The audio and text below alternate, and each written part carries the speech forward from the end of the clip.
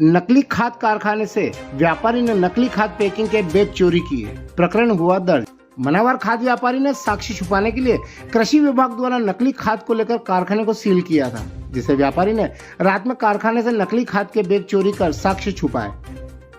मनावर के खाद व्यापारी पंकज जैन के गोडाउन पर देर रात तहसीलदार व जिला कृषि उप संचालक द्वारा छापेमार कार्रवाई की गई थी, जहां पंकज जैन द्वारा गोडाउन में नकली डीएपी खाद बनाने का कारखाना खोल रखा था। कारखाने से लगभग 700 बैग नकली खाद बनाने की सामग्री, सीमेंट, बालू रेत, नमक, केमिकल वो सामग्री पीसने की चक्की, तोल काटा वो खाद पैकिंग की बोरियां जब्त कर कारखाने को सील किया गया था। मगर रात्रि में कारखाने में खाद पैकिंग करने के नकली बैग चोरी हो गए। जब सुबह कृषि विभाग व तहसीलदार मौके पर पहुंचे तो वहां से बैग चोरी होने का मामला सामने आया, जिस पर कृषि विभाग ने व्यापारी पंकज जैन पर शासकीय कार्य में बाधा व साक्ष्य छुपाने की कार्रवाई की गई।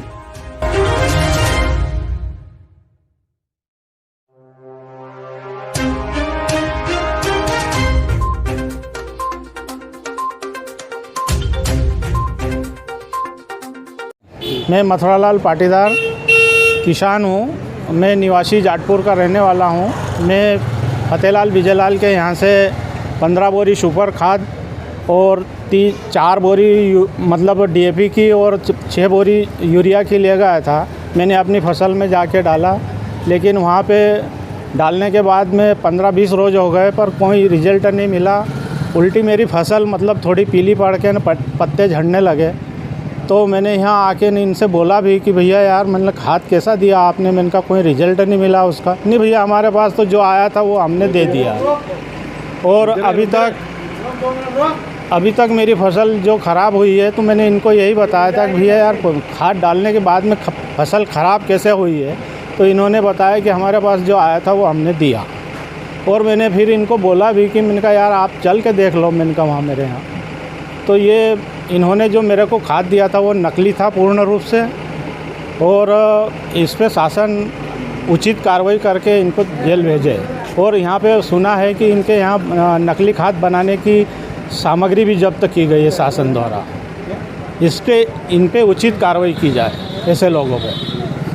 कल हम लोग रात तक उसको पूरा इंस्पेक्शन करा था, और इंस्पेक्शन करने के उपरांत में जो चीज़ें सामने दिखी थी, मुख्य रूप से जो डीएपी है, डीएपी खाली डीएपी दिख रहा था और लूज पैक में रखा हुआ था। और उसमें पैक में रखने के साथ जो ढेर पड़ा हुआ था और ढेर में भी ऊपर कट्टे जो 50 के लगभग के कट्टे जो थे उसके फ्रेश बैग थे।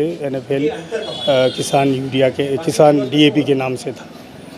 उस बैग को देखकर कल यहाँ पूरा जब्तीनामा हमने आगे पीछे सील करा, और सील करके पूरी सील की गई। और सील करने के साथ में व्यक्ति को भी यहाँ रखा गया, चूँकि ऊपर मकान में कुछ निर्माण कार्य चल रहा था, जिसमें दरवाजे जो चढ़ के आए, जो रस्सा बंधा हुआ था। रस्सा बंधा संबंध ये रहता है कि संबंधित ने ही कहीं ना कहीं उसको साक्ष्य छुपाने के उसमें करा। तो बोरी जो उसमें से चली गई है, हमारे पास में 6 बोरी मिली है, और 6 बोरी हमारे पास साक्ष्य के रूप में उसकी है। जो फ्रेश बैग है, खाली बैग है, उसको रीपैकिंग किया जा रहा है। जबकि रीपैकिंग में एज पर नियम जो fertiliser act, fertiliser control order 1985 के जो धारा का प्रावधान है, उसमें चाहे कंपनी हो, चाहे जब तक परमिशन नहीं हो तब तक वो रीपैकिंग कभी नहीं कर सकती, ना कर सकती है उसमें। तो ऐसी जो संदिग्धता उसकी जाहिर हो रही है, और उसको देखते हुए देखा। और हमारे पास जो अभी देख रहे हैं, टोटल जो डीएपी के बैग आ रहे हैं 604 बैग आ रहे हैं, दोनों को गिन रहे हैं। और उसमें से जो मशीन में 10 टन का माल नहीं चढ़ा, तो 10 टन को हम लोग ने जब्त करा, और जब्त करके उसको मतलब सरकारी गोदाम में रख रहे हैं।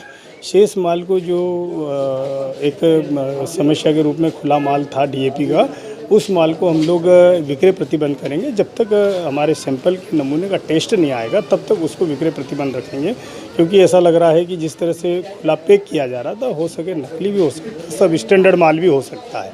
ऐसी परिस्थिति में जब तक रिज़ल्ट नहीं आएगा तब तक उसको हम रोक के रखेंगे।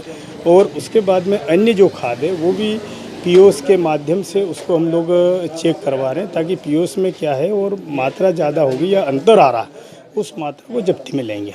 जब्तीनामा बनाया है, और उसमें बैग भी जब्त किए गए। कुछ मटेरियल जो हमको मिला है संदिग्ध के रूप में, वो भी लिया है। उसको हम देख के ये कहेंगे कि हमारी जो शासकीय कार्य में बाधा, और शासकीय कार्य में बाधा के साथ साथ में जो रिकॉर्ड से छेड़छाड़ करना, ये हमारे मतलब कहना चाहिए साक्ष्य से छेड़छाड़ करने वाला इसमें धारा लगाएंगे, साक्ष्य छुपाने के समय। कल शाम को जो कार्रवाई की गई थी और ये दुकान सील करी थी, सील करने के बाद आगामी कार्रवाई करने हैं तो आज मॉर्निंग में उक्त सील्ड की गई दुकान को जो पंकज जी जैन के पुत्र हैं यश जैन, उनको बुलाया गया।